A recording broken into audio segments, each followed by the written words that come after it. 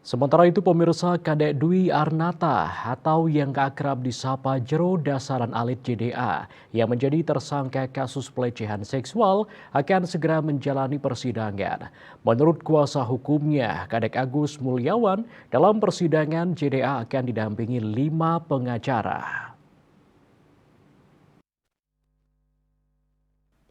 Kadek Agus Mulyawan mengatakan kondisi JDA selama di lapas Tabanan baik-baik saja, namun dia mengutarakan JDA sempat sakit saat berada di lapas. Ia juga mengatakan dirinya akan mengambil salinan berkas BAP dan surat dakwaan untuk dipelajari lebih lanjut. Sebelumnya, berkas perkara kasus pelecehan seksual JDA dilimpahkan ke Pengadilan Negeri Tabanan pada Kamis 11 Januari 2024. Menurut Kasipidum Kejari Tabanan, Ngurah Wahyu Resta, berkas perkara JDA sudah lengkap dan surat dakwaan telah selesai. Ia menambahkan setelah pelimpahan ini, kasusnya menunggu penetapan jadwal sidang dari majelis hakim. Untuk jaksa penuntut umum dalam kasus ini disiapkan 6 orang jaksa termasuk Kepala Kejari Tabanan, Nimade Herawati.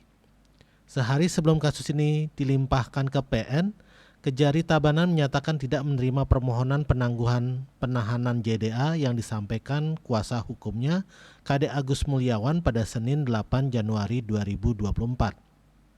JDA sudah ditahan sejak 29 Desember di Polres Tabanan. Alasan penahanan menurut Kasat Reskrim Polres Tabanan AKP Ikoma Agus Darmayana saat itu karena tersangka tidak memenuhi kewajibannya untuk wajib lapor pada minggu lalu. Tersangka disebut sempat keluar provinsi tanpa seizin dan sepengetahuan penyidik. Selain itu, tersangka dianggap telah menghambat proses penyidikan terkait tahap kedua yang harus dilakukan pada 28 Desember ke JPU. Selain itu, tersangka dikhawatirkan melarikan diri. Puspawati Balipos melaporkan.